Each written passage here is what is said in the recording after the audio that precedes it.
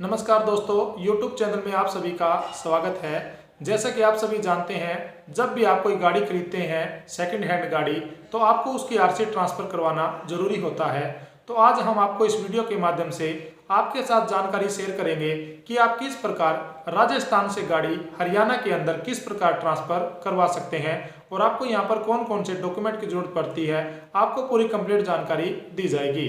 हम आपको बताएंगे कि आप घर बैठे मात्र 5 मिनट का समय निकालकर अपने ही मोबाइल से आप अपनी गाड़ी की आरसी ऑनलाइन ट्रांसफर कर सकते हैं और ना ही आपको आरटीओ के ज़्यादा चक्कर लगाने पड़ेंगे। तो ज़्यादा समय खराब न करते हुए अब हम वीडियो की शुरुआत कर लेते हैं। यदि आप चैनल पर पहली बार विजिट कर रहे हैं तो आप चैनल को जरूर सब्सक्राइब कर ले और बेल आइकन को भी ऑन कर ले। इसके लिए आपको कुछ फॉर्म डाउनलोड करने की जरूरत पड़ती है, तो आप वीडियो के डिस्क्रिप्शन में दिए गए लिंक की मदद से फॉर्म भी डाउनलोड कर सकते हैं।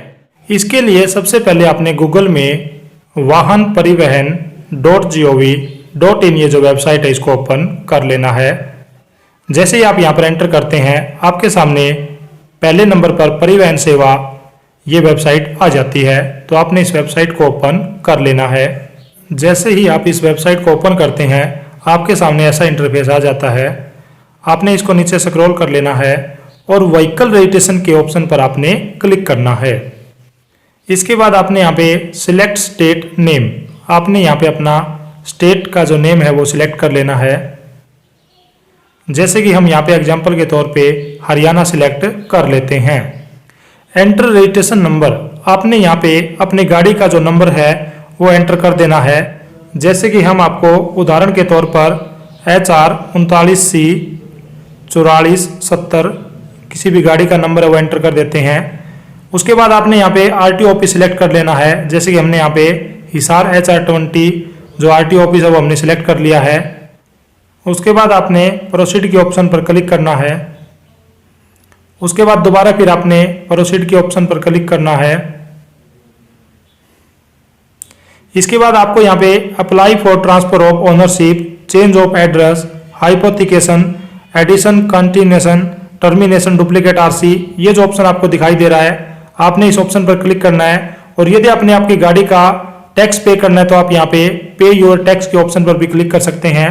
यदि आपने डुप्लीकेट फिटनेस सर्टिफिकेट बनवाना है तो आप इस ऑप्शन पर क्लिक कर सकते हैं। लेकिन हम आपको यहाँ पे आपकी गाड़ी की आरसी ट्रांसफर करना सिखा रहे हैं, तो हम यहाँ पर apply for transfer of ownership के ऑप्शन पर क्लिक करेंगे। जैसे ही आप यहाँ पर क्लिक करते हैं, आपके सामने ऐसा इंटरफेस आ जाता है। व्हीकल रजिस्ट्रेशन नंबर, आपको यहाँ पे अपनी गाड़ी का रजिस्ट्रेशन नंबर डालना है। जैसे कि HR 39C 4470 हम यहाँ पर एंटर कर देते हैं। उसके बाद आपने चेसी नंबर एंटर करना है और आपका चेसी नंबर का आखिरी के जो 5 कैरेक्टर है वही आपने एंटर करने हैं। जैसे कि हम यहाँ पर एंटर कर देते हैं 24921। उसके बाद आपने वेरीफाई डिटेल के ऑप्शन पर क्लिक कर देना है। यहाँ पर क्लिक करने के बाद आपके सामने ऐसा इंटरफेस आ जाता है, यूजिंग मोबाइल OTP और यूजिंग आधार। तो आपने यहाँ पे यूजिंग मोबाइल OTP के ऑप्शन पर क्लिक करना है। तो आपके सामने यहाँ पे एक मोबाइल नंबर आएगा जिसके लास्ट के जो अंक है वो 7375 है। उसके बाद आपने जनरेट OTP के ऑप्शन पर क्लिक करना है। तो आप देखेंगे कि ये जो मोबाइल नंबर है इसके ऊपर एक SMS चला जाता है, OTP चला जाएगा। आपने इस OTP को यहाँ पे एंटर कर देना है, एंटर OTP वाले ऑप्शन में। जैसे कि हम यहाँ पर OTP एंटर कर देते हैं। उसके बाद आपने सबमिट के ऑप्शन पर क्लिक कर देना है। आप यहाँ पर देखेंगे कि आपके सामने काफी ऑप्शन आ जाते हैं, transfer of ownership, termination of hypothecation, duplicate RC. तो हम यहाँ पर आपकी गाड़ी की आरसी को ट्रांसफर करना सिखा रहे हैं। तो ट्रांसफर ऑफ ओनरशिप के कॉलम पर हम यहाँ पे क्लिक करेंगे। उसके बाद जैसे ही आप इसको नीचे स्क्रॉल करते हो तो आप यहाँ पे देखोगे कि ट्रांसफर बायर डिटेल, यानी कि यहाँ पे बायर की डिटेल आ जाती है, जो आपकी गाड़ी खरीदता है उसकी डिटेल आती है। यहाँ पे पर्पस दिखाना होता है। जैसे कि आप यहाँ पे देख सकते हैं, इसमें लिखा हुआ है सेल, ऑक्शन है या सक्सेशन है, कौन सा पर्पस था, तो हम यहाँ पे सेल ही रखेंगे। न्यू ओनर सीरियल नंबर, यदि आप अपनी गाड़ी को दूसरी ही पार्टी के नाम कर रहे हैं, जैसे कि आपने सबसे पहले नई गाड़ी अपने नाम पे खरीदी और उसके बाद आप किसी दूसरे मेंबर को गाड़ी दे रहे हैं, तो उसका वो सेकंड ओनर माना जाएगा। सीरियल नंबर आपको यहाँ पे लिखना है। और यदि आप अपनी गाड़ी को तीसरे व्यक्ति को बेच रहे हैं तो आप यहाँ पे सीरियल नंबर में 3 भी लिख सकते हैं। उसके बाद आपने न्यू ओनर नेम, जिसको भी आप गाड़ी बेच रहे हैं उसका यहाँ पे नेम लिखना है। उसके बाद आपने ओनरशिप टाइप आपने यहाँ पे इंडिविजुअल सिलेक्ट कर लेना है, जैसे कि आप यहाँ पर देख रहे हैं। उसके बाद फादर जो हैजबैंड नेम है उसका, खरीदने वाले का, आप उसका यहाँ पर फादर या फिर हैजबैंड नेम लिख सकते हैं। न्यू ओनर कैटेगरी, उसकी कैटेगरी जनरल है या फिर और कोई कैटेगरी है, आप यहाँ पे सिलेक्ट कर सकते हैं। ओबीसी है, अदर है, फिजिकली हैंडीकैप्ड है, तो आप उसकी जो कैटेगरी है वो भी सिलेक्ट कर सकते हैं। सेल अमाउंट, आप यहाँ पे अपनी गाड़ी की सेल अमाउंट भी लिख सकते हैं। उसके बाद सेल डेट, कि आपने अपनी गाड़ी को किस तारीख को बेचा है, तो आपने यहाँ पे सेल डेट को भी लिखना है। उसके बाद आगे आप देख रहे हैं new owner buyer mobile number, तो आप गाड़ी खरीदने वाले मालिक का मोबाइल नंबर भी यहाँ पे लिख सकते हैं। Do you want to retain this registration number for allotment on purchase of new vehicle after transfer of ownership, आपने इस ऑप्शन को यस कर देना है। और ऐड नॉमिनी डिटेल, यदि आप नॉमिनी की डिटेल डालना चाहते हैं तो आपने यस ऑप्शन पे क्लिक करना है, और यदि आप नहीं डालना चाहते तो आप नो ऑप्शन पर क्लिक कर सकते हैं। नॉमिनी की डिटेल का मतलब है कि आपकी डेथ के बाद आपकी गाड़ी किसके नाम ट्रांसफर होगी, उसको नॉमिनी डिटेल बोला जाता है। उसके बाद आपने यहाँ पे एड्रेस डिटेल डालनी है, जैसे कि हाउस नंबर, स्ट्रीट नेम कितना है, आपका विलेज कौन सा है, टाउन सिटी कौन सा है। यहाँ पे ये जो डिटेल है ये गाड़ी के खरीदने वाले मालिक की डाली जाती है, ना कि बेचने वाले मालिक की। उसके बाद आप लैंडमार्क, पुलिस स्टेशन आप यहाँ पे बता सकते हैं कि आपका पुलिस स्टेशन कौन सा लगता है। उसके बाद आपका यहाँ पे स्टेट लिख रखा है कि आप कौन से स्टेट में गाड़ी को ट्रांसफर कर रहे हैं, वो स्टेट आपने यहाँ पे सिलेक्ट करना है। उसके बाद आपने यहाँ पे अपना डिस्ट्रिक्ट भी सिलेक्ट कर देना है, और आप उसका पिन कोड भी यहाँ पे आपने लिखना है। जैसे आप ये सभी जानकारियां एंटर कर देते हैं, उसके बाद यदि आपका परमानेंट एड्रेस और करंट एड्रेस सेम है तो आप इसके सेम एज करंट एड्रेस के ऑप्शन पर क्लिक करेंगे, और आपने ये जो डिटेल है आगे नहीं भरनी है, क्योंकि आपका परमानेंट एड्रेस और करंट जो एड्रेस है वो सेम है। उसके बाद आपने यहाँ पे इंश्योरेंस की डिटेल आ जाती है, जैसे कि आपकी गाड़ी का जो इंश्योरेंस जो टाइप है वो थर्ड पार्टी है या फर्स्ट पार्टी है, वो आपने यहाँ पे सिलेक्ट कर लेना है। इंश्योरेंस कंपनी आपकी कौन सी है, किस कंपनी से आपने इंश्योरेंस करवा रखा है, उस कंपनी का नाम आपने यहाँ पे सिलेक्ट कर लेना है। जैसे ही आप इस ऑप्शन पर क्लिक करते हैं आपके सामने काफी सारी कंपनी आ जाती है, तो आप अपनी गाड़ी के बीमे में आप अपनी कंपनी देख सकते हैं कि आप किस कंपनी का यहाँ पे बीमा करवाया हुआ है। उसके बाद पॉलिसी नंबर यहाँ पे ऑटोमेटिक चक लेता है, यदि नहीं चकता तो आप यहाँ पे पॉलिसी नंबर डाल सकते हैं।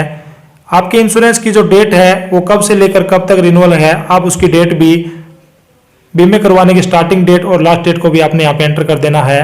तो आपने ये जो जानकारी है पूरी की पूरी यहाँ पे इसमें एंटर कर देनी है, और आपने ध्यान रखना है कि आप कोई भी जानकारी गलत तरीके से मत डाले, आपने बहुत ही सूझबूझ के साथ यहाँ पे अच्छे से जानकारी डालनी है।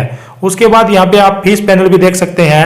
ट्रांसफर ऑफ ओनरशिप, यानी कि आपको 500 रुपये ट्रांसफर ऑफ ओनरशिप की फीस लगेगी, और स्मार्ट कार्ड फीस, यदि आप स्मार्ट कार्ड बनवाते हैं तो आपको यहाँ पे 200 रुपये फीस देनी पड़ेगी।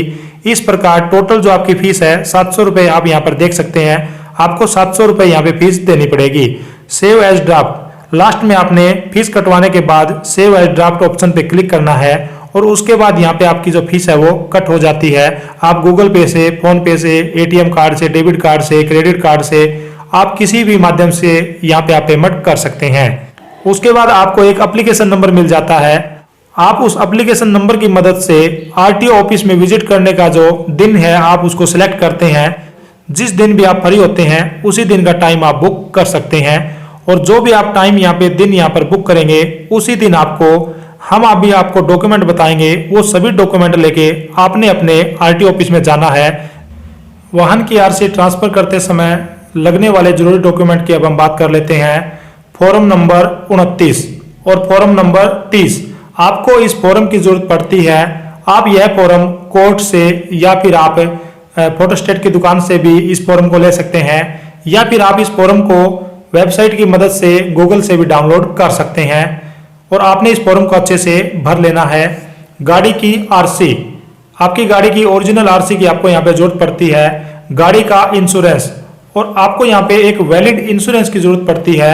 यदि आपकी गाड़ी का इंश्योरेंस वैलिड नहीं है तो आप यहाँ पे अपना वैलिड इंश्योरेंस बनवा सकते हैं। यहाँ पे एक्सपायर इंश्योरेंस काम नहीं करेगा।